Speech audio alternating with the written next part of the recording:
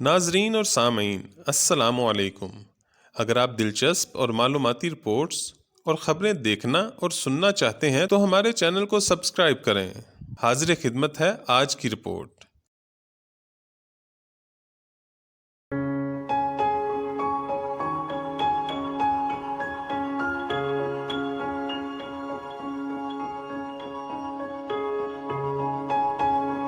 بہت سی ایسی چیزیں، مقامات اور روایات ہیں جو لاہور کی پہچان ہیں، لیکن اگر لاہور کی اصل پہچان کی بات کی جائے تو یقینی طور پر یہ اس کے 12 تاریخی دروازے ہیں۔ ہر دروازے کی الگ شناخت ہے۔ مغل دور میں بننے والی فصیل کے 12 دروازے اور ایک موری اس شہر کے شاندار اور روشن ماضی کے گواہ ہیں۔ سب سے پہلے ہم بات کریں گے دہلی دروازے کی۔ دہلی کی جانب رخ کے باعث یہ دہلی دروازہ کہلانے لگا۔ ریلوے اسٹیشن کے قریب ہونے کی وجہ سے اس کا شمار شہر کے مصروف ترین دروازوں میں ہوتا تھا۔ دہلی دروازہ جلندھر اور امرتسر سمیت دیگر شہروں کے لیے تجارت کی گزرگاہ بن گیا تھا۔ لاہور سے کسی نے ریل پر سوار ہونا ہوتا تو وہ اسی دروازے سے گزر کر جاتا تھا۔ اکبری دروازہ، مغل بادشاہ جلال الدین محمد اکبر نے اسے خود سے منسوب کیا۔ یہیں اکبری منڈی کے نام سے غلہ منڈی بنائی جو آج تک قائم ہے۔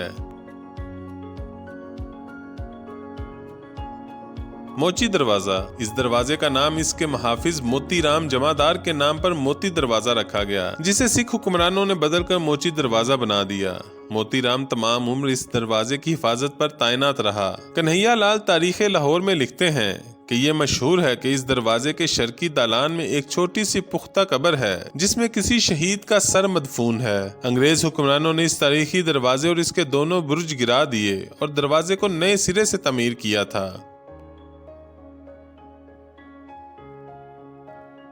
شاہ عالمی دروازہ، یہ دروازہ مغل حکمران اورنگزیب عالمگیر کے بیٹے شاہ عالم کے نام سے موسوم ہے۔ کہتے ہیں کہ پہلے اس دروازے کا نام کچھ اور تھا۔ جب مغل بادشاہ اورنگزیب عالمگیر یہاں سے گزرے تو انہوں نے اسے اپنے بیٹے شاہ عالم سے منسوب کر دیا۔ انگریزی عہد میں یہ دروازہ نئے سرے سے تعمیر کیا گیا۔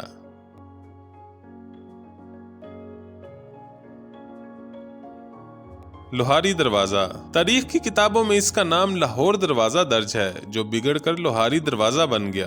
محمود غزنوی کے حملے کے بعد جب لاہور ویران ہوا تو ایاز نے اسی دروازے سے اسے دوبارہ آباد کرنا شروع کیا۔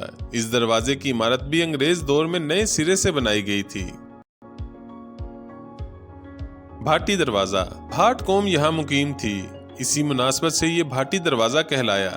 کہتے ہیں کہ بھاٹ قوم جب یہاں آباد ہوئی تو انہوں نے حاکم وقت کے ساتھ یہ شرط رکھی تھی کہ وہ اس صورت میں ہی یہاں اپنا محلہ آباد کریں گے اگر اس دروازے کا نام ان سے ہی موسوم رہے۔ حاکم نے ان کی یہ شرط قبول کر لی اور یہ دروازہ آج بھی بھاٹی دروازہ ہی کہلاتا ہے۔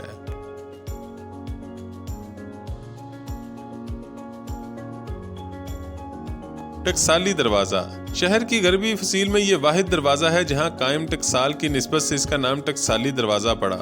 پاکستان کے قیام سے پہلے ہی یہاں بنی ٹکسال کا نام و نشان مٹ چکا تھا۔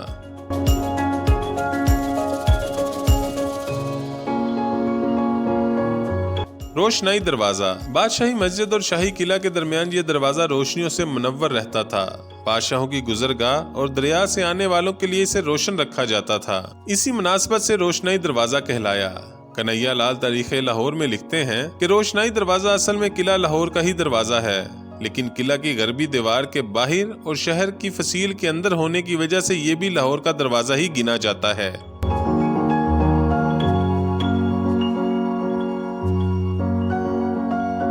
مستی دروازہ، شاہی حکم پر اس دروازے کی حفاظت پر مامور ملازم مستی بلوچ کے نام سے اسے موسوم کیا گیا۔ مستی بلوچ طویل عمر تک اس دروازے پر تعینات رہا۔ انگریز دور میں یہ دروازہ بھی گرا کر نئے سرے سے تعمیر کیا گیا۔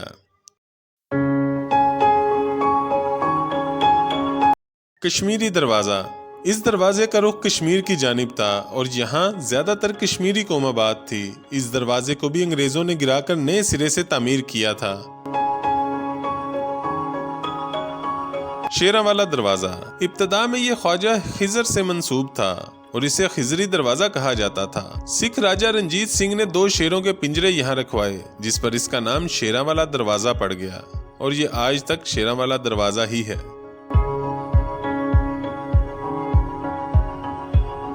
یکی دروازہ، صوفی بزرگ پیر زکی کے نام سے یہ زکی دروازہ کہلاتا تھا، جو وقت گزرنے کے ساتھ ساتھ یکی گیٹ کے نام سے پکارا جانے لگا۔ کہتے ہیں کہ بزرگ پیر زکی مغلوں کے دور میں اس دروازے کے محافظ تھے۔ جب شہر فتح ہوا اور یہاں قتل و غارت گری ہوئی تو پیر زکی بھی لڑتے لڑتے شہید ہو گئے۔